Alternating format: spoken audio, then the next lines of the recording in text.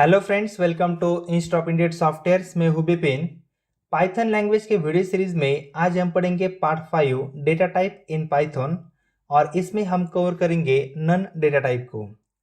तो मैं इस पार्ट में आपको सबसे पहले डेटा टाइप की डेफिनेशन बताऊंगा, उसके बाद पाइथन लैंग्वेज में कौन कौन से डेटा टाइप है उसकी लिस्ट बताऊंगा और उसमें से हम कवर करेंगे नन टाइप को। तो चलिए स्टार्ट करते और देखते सबसे पहले डेटा टाइप्स क्या होते हैं। First point, a data type represents the type of data stored into a variable or memory। इसका सिंपल मीनिंग है, जब भी आप किसी वेरिएबल्स में कोई भी वैल्यू स्टोर करते या फिर कोई भी डेटा स्टोर करते तो उस डेटा का जो भी टाइप होगा उस टाइप को रिप्रेजेंट्स करते हैं डेटा टाइप।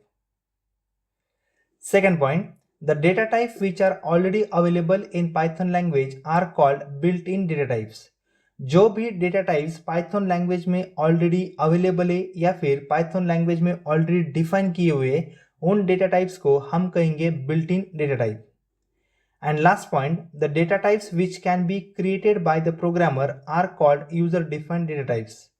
इसका मतलब जिस भी डेटा टाइप्स को प्रोग्रामर खुद क्रिएट करेंगे उस डेटा टाइप्स को हम कहेंगे user defined data types. In short में आप ऐसा भी कह सकते हैं कि पाइथन लैंग्वेज में दो टाइप के डेटा टाइप्स है, built in data types and second user defined data types. Built in data types हम किसे कहेंगे, जो भी डेटा टाइप्स ऑलरेडी अवेलेबल है उसे हम बिल्ट इन कहेंगे। एंड यूजर डिफाइंड किसे कहेंगे, जो भी टाइप्स को प्रोग्रामर क्रिएट करेगा उसे हम यूजर डिफाइंड टाइप्स कहेंगे।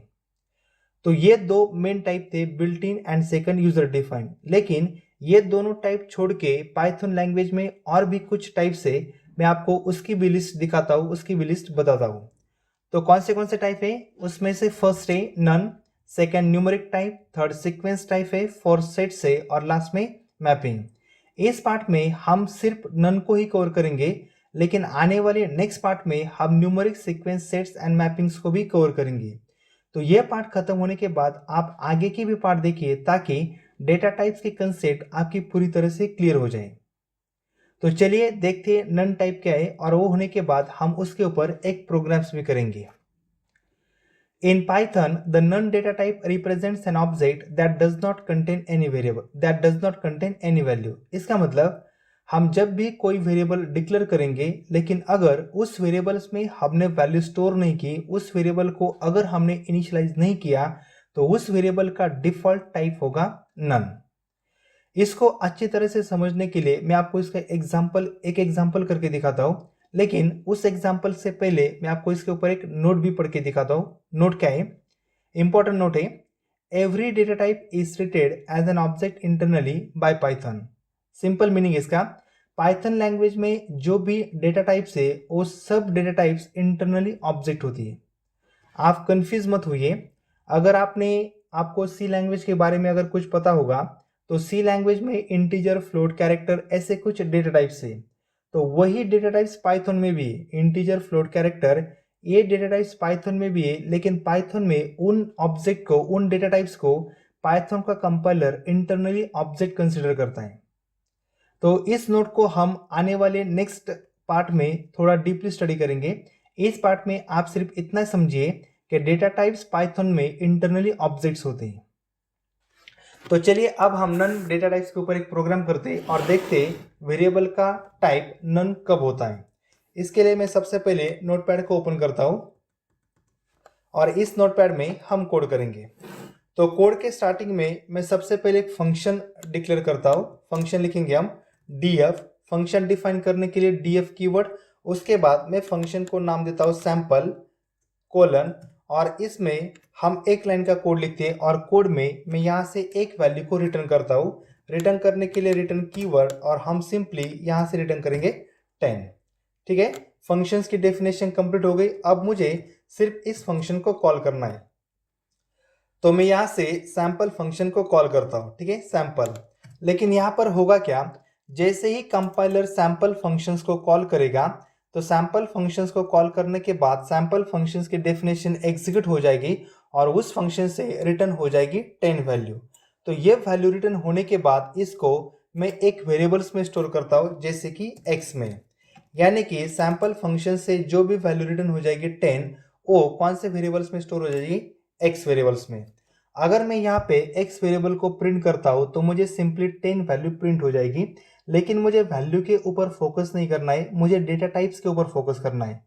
तो मैं पहले आपको एक्स वेरिएबल का डेटा टाइप प्रिंट करके दिखाता हूँ। तो प्रिंट करने के लिए प्रिंट डबल कोट में यहाँ पर एक मैसेज डालता हूँ, डेटा टाइप। ठीक है, थोड़ा चेंज कर देता हूँ, डेटा टाइप ऑफ एक्स और कॉमा। अगर मैं यहाँ पर डायरेक्टली एक्स डालूंगा तो मुझे एक्स की वैल्यू प्रिंट हो जाएगी जो कि 10 आने वाली है, लेकिन मुझे एक्स की वैल्यू को प्रिंट नहीं करना है, तो इसके टाइप को प्रिंट करना है। और अगर आपको किसी भी वेरिएबल का डेटा टाइप प्रिंट कराना हो तो उसके लिए पाइथन लैंग्वेज में यूज करते हैं टाइप फंक्शन। तो मैं एक्स वेरिएबल को टाइप फंक्शन अप्लाई करता हूँ ताकि हमें एक्स का डेटा टाइप प्रिंट हो सके। हमारा कोड कंप्लीट हो गया, अब हम इस कोड को एग्जीक्यूट करते हैं। तो अगर आप इसका आउटपुट गेस करेंगे तो इसका आउटपुट हमें सिंपली इंटीजर प्रिंट होगा। क्यों? क्योंकि हमने वैल्यू कितनी रिटर्न की है, 10, और 10 ये नॉन डेसिमल वैल्यू है, तो इसका मतलब 10 का डेटा टाइप होगा इंट। मैं इसको रन करता हूँ, रन करेंगे कमांड प्रॉम्प्ट पे। तो सबसे पहले कमांड प्रॉम्प्ट ओपन होने के बाद सबसे पहले आपने अपने प्रोग्राम को जहां पर भी स्टोर किया होगा वो पाथ पहले यहाँ पर सेट कीजिए। तो मेरा sample.py की जो फाइल है वो ई ड्राइव पे, इसलिए मैं यहाँ से पहले ड्राइव को चेंज करता हूँ। ड्राइव चेंज करने के लिए ई और कोलन, तो मैंने यहाँ पर पाथ को चेंज किया। अब यहाँ पर हम सैंपल के फाइल को एग्जीक्यूट करेंगे। रन करने के लिए सिंपल कमांड पाइथन और उसके बाद फाइल का नाम sample.py, एंटर। तो मुझे यहाँ पर एक्स का टाइप प्रिंट होगा इंट। लेकिन अगर मैंने मान लीजिए यहाँ से मैंने अगर रिटर्न 10 की लाइन को कट कर दिया और यहाँ पर मैं सिंपली लिख देता हूँ पास एक कीवर्ड है, पास का मीनिंग होता है कुछ भी नहीं। तो अब होगा क्या, जैसे ही कंपाइलर लाइन नंबर 4 से सैंपल फंक्शंस को कॉल करेगा, सैंपल फंक्शंस को कॉल करने के बाद उस फंक्शंस की डेफिनेशन एग्जीक्यूट हो जाएगी और उसमें सिर्फ पास नाम का स्टेटमेंट एग्जीक्यूट होगा। लेकिन मैंने यहाँ से सैंपल फंक्शन से मैंने कोई भी वैल्यू रिटर्न नहीं की, इसका मतलब x में कोई भी वैल्यू स्टोर नहीं होगी। और अगर x में कोई भी वैल्यू स्टोर नहीं हुई तो इसका डेटा टाइप होगा नन।